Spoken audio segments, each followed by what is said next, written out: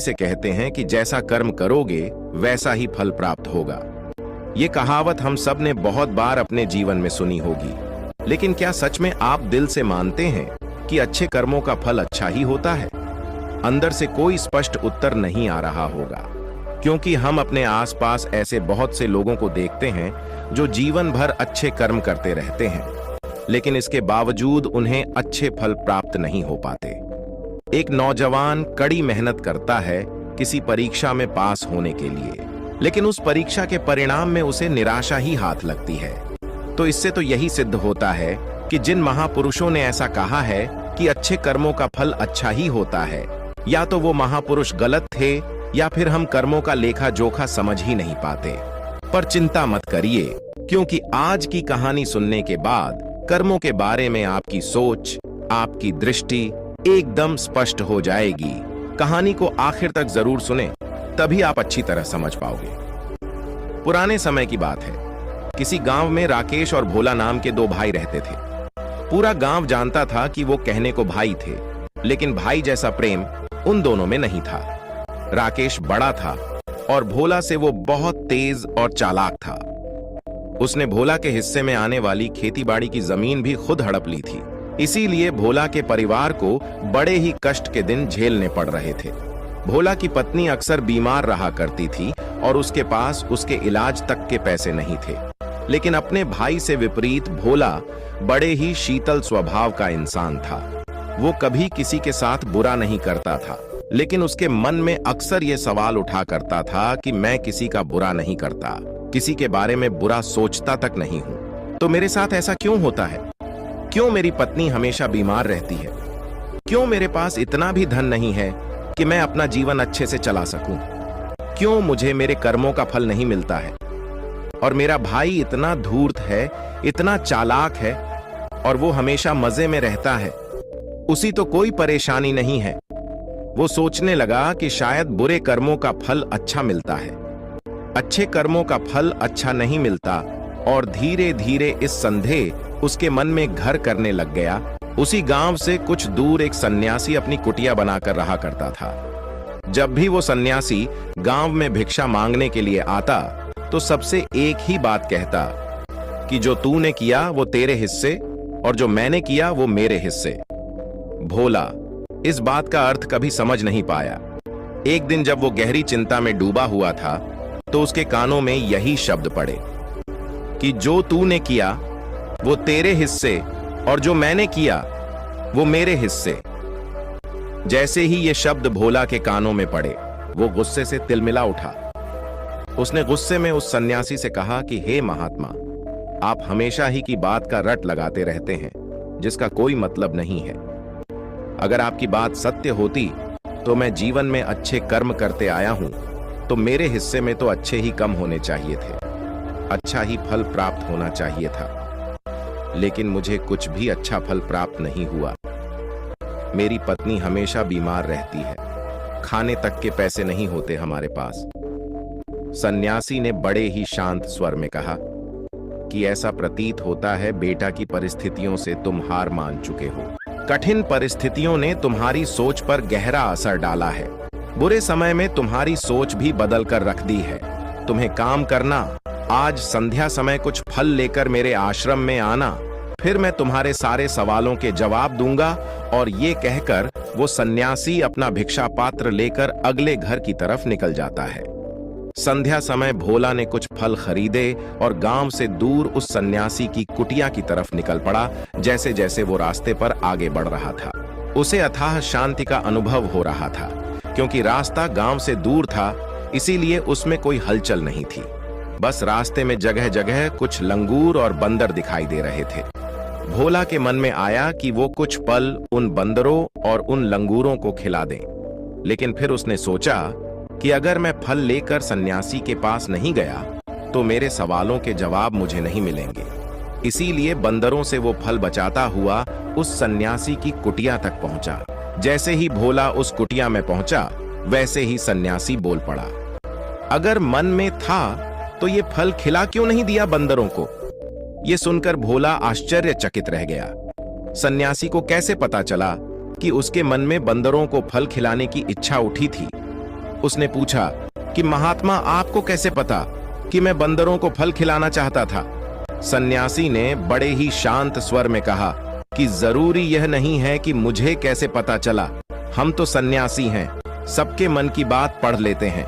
जरूरी यह बात समझना है कि जिस तरह एक बछड़ा हजारों गायों के बीच अपनी मां को ढूंढ लेता है, उसी प्रकार कर्म अपनी कर्ता को ढूंढ ही लेता है। ये कर्म मेरे हाथों ही होना लिखा था।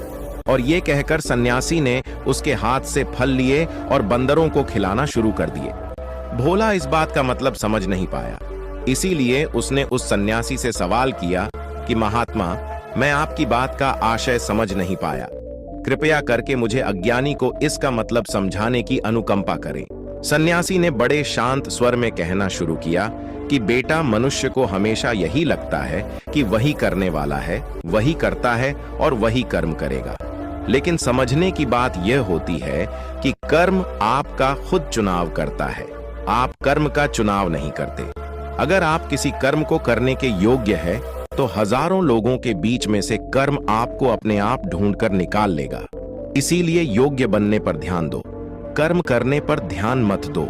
अगर तुम सिर्फ कर्म करने पर ध्यान दोगे तो कभी योग्य नहीं बन पाओगे। योग्य बनने के लिए जिन कर्मों की आवश्यकता होती है, पहले उन छोटे छोटे कर्मों को करना शुरू करो, और जब तुम योग्य बन जाओगे तो बड़ा कर्म या कहें कि मुख्य कर्म या फिर जिस कर्म के लिए तुम बने हुए हो, वो कर्म तुम्हारे पास खुद चलकर आएगा। उदाहरण के लिए तुम इन बंदरों को देखो। इन बंदरों ने छोटे छोटे कर्म करके पेड़ों पर चढ़ना सीखा, गुलाटियां लगाना सीखा, और इसी प्रकार छोटे छोटे कर्म करते हुए ये मुझ तक पहुंच गए, और मुझ तक पहुंचने के बाद इनके पास इनका खाना खुद ही पहुंच गया। इसीलिए अपनी रोजमर्रा की जिंदगी में छोटे छोटे कर्म करते हुए अपने आप को योग्य बनाते जाओ, और जब तुम योग्य बन जाओगे तो अपने आप बड़ा लक्ष्य तुम्हें प्राप्त हो जाएगा। सन्यासी ने अगला कथन कहना शुरू किया, जो कि बहुत ही जरूरी था। ध्यान लगाकर सुनना, अगर तुम योग्य बनने के लिए कर्म नहीं करोगे तो दूसरे लोगों के कर्म भी तुम्हें प्रभावित करने लगेंगे। उदाहरण के लिए तुम्हारी पत्नी कई दिनों से बीमार है। तुम अक्सर यही सोचते हो कि मुझे किन कर्मों की सजा मिल रही है, लेकिन समझने की बात यह होती है कि तुम्हारी पत्नी बीमार अपने कर्मों की वजह से है, तुम्हारे कर्मों की वजह से नहीं है। तुम्हारे कर्म तो अच्छे हैं, लेकिन क्या पता तुम्हारी पत्नी के कर्म अतीत में अच्छे ना रहे हों, जिसकी वजह से वो बीमार हो गई हो, और तुम्हारी पत्नी के कर्मों की वजह से तुम्हें भी दुख झेलना पड़ रहा है। और इसी प्रकार बहुत से मनुष्य अपने बच्चों की वजह से, अपने परिवार की वजह से, इन सब की वजह से खुद दुख झेल रहे होते हैं। लेकिन जरा सोचो, अगर तुम योग्य होते तो तुम अपनी पत्नी का खुद इलाज करवा पाते, उसकी बीमारी दूर करवा पाते, और क्या पता अगर तुम योग्य होते तो तुम्हारा किसी दूसरी स्त्री के साथ विवाह हुआ होता जो स्वस्थ होती। लेकिन तुम योग्य नहीं थे, इसीलिए तुम अपनी पत्नी की वजह से खुद दुख झेल रहे हो। अगर तुम योग्य बन जाओगे तो दूसरे लोगों के कर्म तुम्हें प्रभावित नहीं कर पाएंगे। सन्यासी ने भोला को चेतावनी देते हुए कहा कि याद रखना, भोला आपको वो नहीं मिलता जो आप चाहते हो, बल्कि वो मिलता है जिसके आप योग्य हो। इसीलिए अपनी योग्यता को बढ़ाने पर काम करो, उसके लिए कर्म करो। कर्म का फल पाने के लिए कभी कर्म मत करो। भोला ने सन्यासी से हाथ जोड़कर एक सवाल पूछा कि महात्मा, मुझे यह बताने की अनुकंपा करें कि मैं अपनी योग्यता किस प्रकार बढ़ा सकता हूं ताकि मेरा मुख्य कर्म मुझको खुद ढूंढ सकें। सन्यासी ने बड़े ही शांत स्वर में कहना शुरू किया कि बेटा, इसके लिए बड़े ही सरल सरल उपाय होते हैं। सबसे पहला उपाय है कर्म करके भूलते जाओ। तुम जो भी कर्म कर रहे हो, अपने योग्य बनने के लिए उस कर्म को करने के बाद भूल जाओ। ये मत सोचो कि उससे तुम्हें क्या प्राप्त हुआ। इसीलिए कहा जाता है कि कर्म करो, फल की चिंता मत करो। अगर तुम फल की चिंता करोगे तो वास्तविकता में तुम कर्म कर ही नहीं रहे होंगे। अक्सर मनुष्य की पीड़ा का ये एक बहुत बड़ा कारण होता है। वो सोचता है कि मैं कर्म तो अच्छे कर रहा हूं, लेकिन मुझे फल प्राप्त नहीं हो रहे, और यही पीड़ा उसके मन को ठेस पहुंचाती रहती है, उसको अपने लक्ष्य से भटकती रहती है। किसी कर्म को करने के बाद अपना आकलन जरूर करें, लेकिन फल की चिंता ना करें। भोला ने सन्यासी से सवाल किया कि महात्मा, हम अपना आकलन कैसे कर सकते हैं? सन्यासी ने उत्तर दिया कि बेटा, जब भी तुम कोई काम पूरा करते हो तो काम पूरा करने के बाद खुद से ये सवाल पूछो कि क्या इस काम को करते समय तुम्हारा ध्यान इसी काम पर टिका हुआ था? ये तुम्हारा ध्यान कहीं और भटक रहा था? इस तरह तुम खुद का आकलन कर पाओगे कि तुम कितने ध्यान के साथ उस काम को कर रहे थे, और जितने ध्यान से तुम किसी कर्म को करोगे उतनी ही तुम्हारी योग्यता बढ़ती जाएगी। और अगर तुम यूं ही बस पूरा करने के लिए किसी कर्म को करते रहोगे तो उस कर्म से तुम कभी भी योग्य नहीं बन पाओगे। वो कर्म तो पूरा हो जाएगा लेकिन उसका फल तुम्हें प्राप्त नहीं होगा।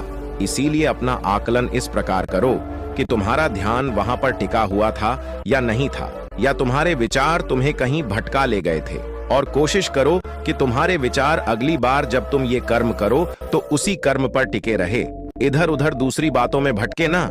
भोला ने इस पर एक सवाल पूछा कि महात्मा, जब भी हम कोई कर्म करते हैं तो हमारा मन विचारों से ग्रस्त हो जाता है, वो तरह तरह की बातें सोचने लगता है, तो हम किस तरह अपने मन को एक ही कर्म पर टिकाकर रख सकते हैं?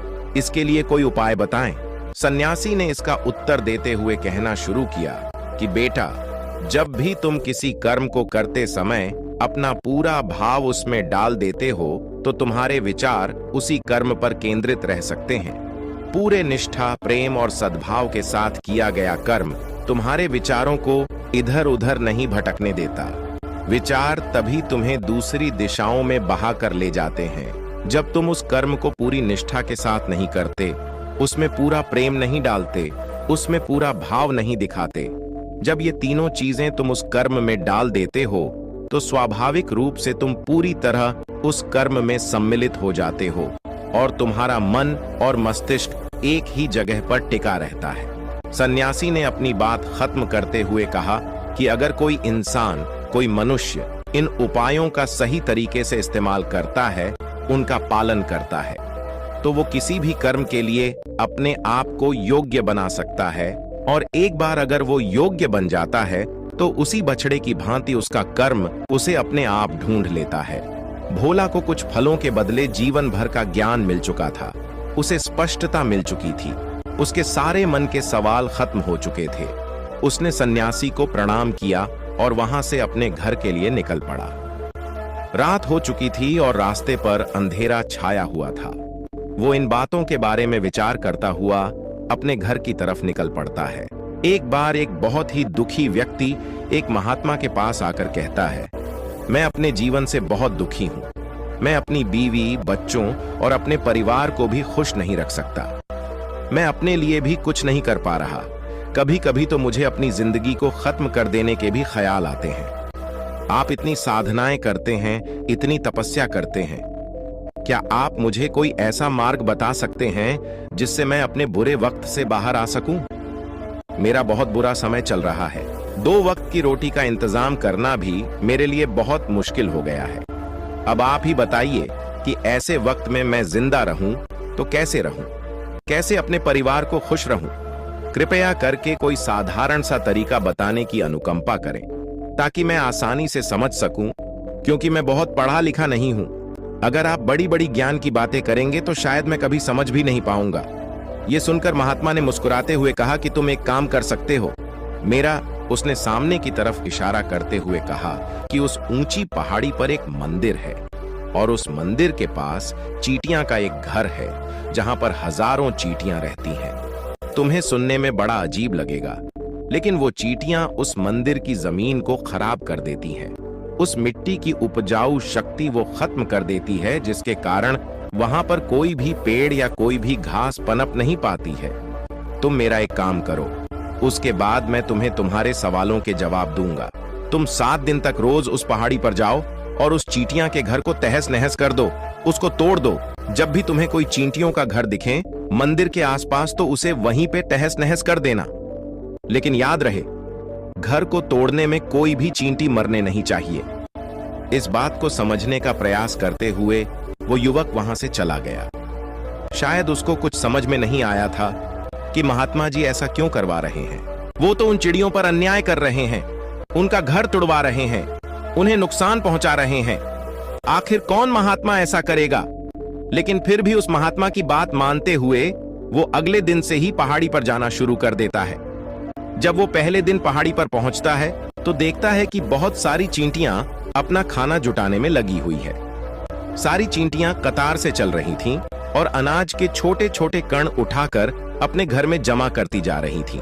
ये देखकर पहले तो उस युवक का मन कमजोर पड़ गया। उसने सोचा कि ये इतनी मेहनत करके अपना घर भर रही है और मैं इनके घर को तबाह कर दूंगा तो इनको कितना बुरा लगेगा। लेकिन फिर उसने उस महात्मा की बात याद करते हुए उस घर को तोड़ना शुरू कर दिया। जल्द ही चींटियों में हाहाकार मच गया। वो इधर उधर दौड़ने लगी। अभी तक जो कतार में चल रही थी अब वो बिखर गई और इधर उधर अपनी जान बचाने के लिए भागने लगी। थोड़ी देर में घर टूट गया और सारी चींटियां इधर उधर छुपने के लिए भाग चुकी थीं। ये करने के बाद वो युवक दुखी मन से वापस अपने घर पर लौट आया। उसका मन परेशान था, दुखी था, पश्चाताप से भरा हुआ था। फिर उसने अपने बिस्तर में रात में लेटे लेटे ही सोचा कि अब तो उन चींटियों का घर तबाह हो चुका है। अब वह वापस जाने से क्या प्रयोजन है? अब क्या फायदा होगा? क्योंकि चींटियों का घर तहस नहस करने के लिए महात्मा जी ने कहा था, जो मैं कर चुका हूं। लेकिन फिर कुछ सोचकर अगले दिन उसने फिर से जाने का निश्चय किया और अगले दिन सुबह सुबह उठकर वो वापस उसी पहाड़ी पर पहुंच जाता है। पहाड़ी पर पहुंचकर वो उसी जगह पर पहुंचता है जहां पिछले सुबह उसने उस घर को तहस नहस कर दिया था। लेकिन वो ये देखकर चौंक जाता है कि उन चींटियों ने फिर से अपना घर उसी जगह पर बना लिया था और अब वो फिर से अपने घर के लिए सामान इकट्ठा करने में जुटी हुई थी। उस आदमी को देखकर लगा कि ये चींटियां कितनी मूर्ख हैं। इनको पता है कि कल ही इनका घर इसी जगह पर तबाह किया गया है और उसी जगह पर उन्होंने अपना नया घर भी बना लिया। और ये सोचकर वो आदमी हंसने को हुआ। लेकिन फिर से महात्मा की बात याद करते हुए उसने उन चींटियों का घर फिर से तबाह करना शुरू कर दिया। फिर से उन चींटियों में हलचल मच गई और थोड़ी देर में वो चींटियां इधर उधर अपनी जान बचाने के लिए भागने लगी। कुछ ही देर में उनका घर फिर से नष्ट हो गया और वो युवक थोड़ा संतोष के भाव से कि इस बार तो मैंने अच्छी तरह से उस घर को तबाह कर दिया है। अब तो वो चिड़िया यहाँ पर अपना घर बना ही नहीं पाएगी। इसीलिए जाने से पहले उसने उस घर पर ठंडा पानी भी डाल दिया ताकि चींटियां वहां पर अपना घर न बना सकें। और इस तरह अपना कर्म पूरा करके वो युवक फिर से अपने घर लौट आया। आज रात में सोते वक्त फिर से वो इंसान यही सोच रहा था कि क्या महात्मा ये सही काम करवा रहे हैं? क्या किसी का घर तबाह करना किसी सिद्ध पुरुष को शोभा देता है? क्या हो अगर वो महात्मा सिद्ध पुरुष हो ही ना? क्या होगा अगर वो मुझे बेवकूफ बना रहे हों? लेकिन फिर उसने निश्चय किया कि मैं अपने काम को पहले पूरा कर लेता हूं, उसके बाद ही पता चलेगा कि महात्मा मुझसे ऐसा क्यों करवा रहे थे। और यही सोचकर वो रात में सो जाता है। अगले दिन सुबह उठकर वो फिर से उसी पहाड़ी की ओर निकल जाता है। पहाड़ी पर पहुंचकर वो उसी जगह पर पहुंचता है जहां पर उसने उनके घर को तबाह कर दिया था और वो ये देखकर खुश हो जाता है कि वहां पर कोई भी घर नहीं था। सारी चींटियां वहां से भाग चुकी थीं। अब उसने सोचा कि अब मेरा रोज रोज आने का क्या प्रयोजन, क्योंकि चींटियां तो अपना घर बदल चुकी हैं और महात्मा जी ने मुझे 7वें दिन आने के लिए कहा था। लेकिन आज तो तीसरा ही दिन है, अब बाकी 4 दिन वापस आने का क्या प्रयोजन। और यही सोचकर उसने निश्चय किया कि यहां से वो सीधा उसी महात्मा के पास जाएगा और उनको ये सारी खबर बता देगा। जब वो वापस मुड़कर उस पहाड़ी से उस महात्मा की कुटिया की तरफ जाने लगा तो उसने देखा तो अचानक उसकी नजर एक और घरौंदे पर पड़ी जो कि चींटियों का ही बनाया हुआ था। मतलब कि वो घरौंदा चींटियों ने ही बनाया था और अब वो चींटियां नए घर में वास कर चुकी थीं। ये नया घर उनके पुराने घर से थोड़ी ही दूरी पर था और जब उसी युवक की नजर उस घरौंदे पर पड़ी तो उसने सोचा कि शायद महात्मा को पता था कि ये चींटियां अपना घर यहां से बदलकर किसी दूसरी जगह पर बना लेगी। इसीलिए उन्होंने मुझे 7वें दिन आने के लिए कहा था और ये विचार करके वो उसका नया घर भी तोड़ने के लिए पहुंच जाता है। जब वो वहां पहुंचा तो चींटियां उसी तरह अपने कार्य में लगी हुई थीं। वो अपने लिए खाना इकट्ठा कर रही थी और अपने घर में जमा करती जा रही थी जो पुराना घर टूटा था। वहां भी अनाज के कारण बचे हुए थे और चींटियां वहां से भी अनाज इकट्ठा कर करके वापस अपने नए घर में ला रही थीं। अब यहाँ पर फिर से युवक का मन थोड़ा कमजोर पड़ गया, क्योंकि वो खुद भी कमजोर था, खुद भी वक्त का मारा हुआ था। इसीलिए उसके मन में उन चींटियों के प्रति दया का भाव उमड़ रहा था। उनके ऊपर उसे दया आ रही थी। वो चाहता था कि उनकी मदद करे, लेकिन वो उल्टा उनको नुकसान पहुंचा रहा था। लेकिन उस महात्मा की बात को याद करते हुए उसने फिर से उस घर को तोड़ने का निश्चय किया और उसने इस बार बड़ी ही सावधानी के साथ बिना किसी चींटी को कोई नुकसान पहुंचाए वो घर तबाह करना शुरू कर दिया। वक्त थोड़ा ज्यादा लगा, क्योंकि किसी भी चींटी को नुकसान न पहुंचाने की शर्त महात्मा ने पहले ही रखी थी। इसीलिए उसको बड़ी सावधानी के साथ उन घरों को तबाह करना था। लेकिन आखिरकार उसने उस घर को भी तबाह कर दिया और उस घर को तबाह करने के बाद वो बड़े ही दुखी मन से, इस बार वो पहले से भी ज्यादा दुखी था, क्योंकि उसने उनका नया घर भी तोड़ दिया था। वो उन चींटियों को बसने ही नहीं दे रहा था और वो अब अपने आप को शैतान या दानव समझने लगा था। लेकिन फिर भी उस महात्मा की बात को मानते हुए वो अपने घर पर दुखी मन से वापस आ गया। रात में सोने से पहले एक बार उसने फिर से सोचा कि मैं कितना बड़ा शैतान हूं, कितना बड़ा दानव हूं। पुराना घर तो छोड़ो, मैं उन चींटियों को कहीं भी बसने के लिए कोई जगह ही नहीं दे रहा हूं। वो चींटियां मेरे बारे में क्या सोचती होंगी? वो कितना दुत्कारती होंगी उस परमात्मा को जो मेरे द्वारा ये काम करवा रहा है। लेकिन फिर भी उसने अगले दिन जाने का निश्चय किया और अगले दिन सुबह सुबह वो फिर से वहां पर पहुंच गया। वो ये देखकर फिर से आश्चर्यचकित रह जाता है कि इस बार चींटियों ने एक और नई जगह पर अपना घर बना लिया था, तो पहले से भी ज्यादा ऊर्जा के साथ काम कर रही थी और उन्होंने एक रात में पहले से भी बड़ा घर बना लिया था और अब वो फिर से अपना अनाज और खाना इकट्ठा करने में जुटी हुई थी। ये देखकर उस आदमी को लगा कि ये चींटियां किस मिट्टी की बनी हुई हैं। मैं इनको बार बार यहां से भगाने की कोशिश कर रहा हूं और ये वहीं पर अपना घर बना लेती है। क्या इनको पता नहीं है कि मैं इन्हें यहाँ पर कभी भी बसने नहीं दूंगा? ये चींटी है, दिखने में इतनी छोटी है, लेकिन फिर भी ये मुझसे हार नहीं मान रही है। बड़ी ताज्जुब की बात है। और इस बार उसने गुस्से में उस घर को तहस नहस करना शुरू कर दिया। लेकिन इस बार तहस नहस करते हुए कुछ चींटियां वहीं पर मर गईं। उसके पैरों तले कुचल दी गई। कुचलने के बाद जब वो अपने अहंकार से बाहर आया तो उसने देखा कि गुस्से में उसने उन चींटियों को कितनी क्षति पहुंचा दी है। उसका मन पश्चाताप से भर गया और वो रोता हुआ अपने घर की तरफ बढ़ गया। रात में सोते वक्त उसने सोचा कि मैं उन चींटियों पर बहुत ज्यादा अत्याचार कर रहा हूं, अब इससे ज्यादा अत्याचार मैं नहीं कर पाऊंगा। और यही सोचकर वो अगले दिन उन चींटियों के लिए अपने घर से थोड़ा आटा लेकर उसी पहाड़ी पर पहुंच जाता है। आज उसके मन में उन चींटियों के प्रति श्रद्धा का भाव था, दया का भाव था। आज वो उनकी मदद करना चाहता था और जब वो वहां पर पहुंचा तो चींटियां फिर से अपने नए घर को बनाने में जुटी हुई थीं। उसने बड़ी ही करुणा के साथ उन चींटियों को अपना लाया हुआ आटा खिलाया और अगले 3 दिनों तक वो ऐसा ही करता रहा। वो रोज सुबह जाता और उन चींटियों को अपने हाथों से आटा खिलाता। 7 दिन के बाद वो युवक उस महात्मा के पास पहुंचकर हाथ जोड़कर बोलता है कि हे महात्मा जी, मुझे माफ कर देना। मैंने उन चींटियों का घर तबाह करने के लिए बहुत कोशिश की। मैंने उनका घर तबाह किया भी, एक बार नहीं 4-4 बार मैंने उनका घर तोड़ा। उसके बाद मैं हिम्मत नहीं कर पाया, उनके घर को नहीं तोड़ पाया। मैं समझ सकता हूं कि मैंने आपका काम पूरा नहीं किया और इसके बदले आप मुझे वो तरीके भी नहीं बताएंगे जो कि मुझे मेरे बुरे समय से बाहर निकाल सकते हैं। लेकिन मुझे इसका कोई खेद नहीं है। मुझे लगता है कि मैंने जो किया वो सही किया, इसीलिए मैं आपसे आज्ञा लेकर वापस जा रहा हूं। कृपया मुझे वापस अपने घर जाने की आज्ञा दीजिए। ये सुनकर महात्मा ने मुस्कुराते हुए कहा कि अरे बेटा, कहां चल दिए? रुको तो सही, जलपान तो कर लो, थोड़ी देर ठहर जाओ, उसके बाद चले जाना।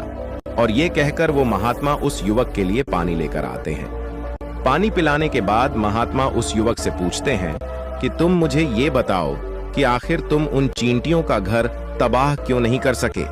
वो चींटियां तो छोटी छोटी हैं और तुम इतने विशालकाय हो, फिर भी तुम उन छोटी छोटी चींटियों का घर तबाह नहीं कर पाए। कहां है तुम्हारी शक्ति, तुम्हारा बाहुबल? इसका जवाब देते हुए उस युवक ने कहा कि हे महात्मा, मैंने उन चींटियों का घर तबाह कर दिया था, बार बार किया था। एक बार तो अपने गुस्से में उन चींटियों को भी मैंने हानि पहुंचा दी थी, लेकिन जिस दिन मैंने उनको हानि पहुंचाई, उसी दिन मेरे को लगा कि मैं इनको क्यों हानि पहुंचा रहा हूं, क्यों इनको इतनी तकलीफ दे रहा हूं, और उसी दिन से मैंने उनको क्षति पहुंचाने की बजाय, नुकसान पहुंचाने की बजाय उनकी सहायता करनी शुरू कर दी। ये सुनकर उस महात्मा ने कहा कि यही तो सीखने की बात है। एक छोटी सी चींटी हमें जीवन का संदेश दे जाती है। मैंने तुम्हें उन चींटियों का घर तबाह करने के लिए नहीं भेजा था, मैंने तुम्हें भेजा था ताकि तुम उन चींटियों से कुछ सीख ले सको। तुम्हें क्या सीख मिली उन चींटियों से, क्या मुझे बता सकते हो? यह सुनकर उस युवक ने पूरी कहानी बयां कर दी। पूरी कहानी सुनने के बाद महात्मा ने मुस्कुराते हुए कहा कि बेटा, पहली सीख जो इन चींटियों से लेने की थी वो ये थी कि तुमने कितनी ही बार उनके घर को तोड़ने की कोशिश की, कितनी ही बार प्रयास किया कि उनका घर तबाह हो जाए, लेकिन वो हर बार अपना नया घर बना लेती थी। उन्होंने कभी भी हार नहीं मानी। अगर वो हार मान लेती तो वो चींटियां तुम्हें वहां पर नहीं मिलती। जीवन कार्यशीलता का नाम है, कर्मशीलता का नाम है, लेकिन हम मनुष्य एक दो बार हार मिलने पर ही टूट जाते हैं, हताश हो जाते हैं और फिर जीवन में प्रयास ही नहीं करते। और कुछ लोग तो अपनी जिंदगी को खत्म करने पर उतारू हो जाते हैं। लेकिन जानवरों में तुमने एक बात देखी होगी कि वो अपना जीवन खुद से, स्वयं से कभी खत्म कर ही नहीं सकते हैं। तुमने कभी नहीं सुना होगा कि किसी जानवर ने आत्महत्या कर ली, चाहे वो जानवर कितना ही भूखा क्यों ना हो, कितना ही दुखी क्यों ना हो, लेकिन वह अपने जीवन के लिए हमेशा संघर्ष करता रहता है। लेकिन वहीं पर दूसरी तरफ हम मनुष्य एक दो बार हताश होने पर ही अपना जीवन खत्म कर लेते हैं। जीवन तो कर्मशीलता है, कर्म करने का नाम है जीवन, और मृत्यु आखिरी विश्राम है, परम विश्राम है। इसीलिए मृत्यु से पहले कर्म करना कभी मत छोड़ना, क्योंकि मृत्यु के बाद तो तुम परम विश्राम में चले ही जाओगे। तो उससे पहले कर्म करना क्यों छोड़ रहे हो, क्यों हताश हो रहे हो? अगर तुम्हारा एक घर टूट गया है तो दूसरा घर बनाने का प्रयास करो, कोशिश करो, और कोशिश करने वालों की कभी हार नहीं होती। ये तुम उन चींटियों से देख चुके हो। देखने में तुमसे कितनी छोटी है वो चींटियां, और तुम इतने बड़े हो, लेकिन उनका मन तुम्हारे मन से इतना बड़ा है, इतना विशाल है, इतना दृढ़ संकल्प ही है कि इतनी बार घर टूटने पर भी उन चींटियों ने कभी हार नहीं मानी। दूसरी सीखी यहां से लेने की थी, वो ये थी कि जब भी हमारे ऊपर बुरा समय आता है, हमें लगता है कि ये समय कभी नहीं जाएगा,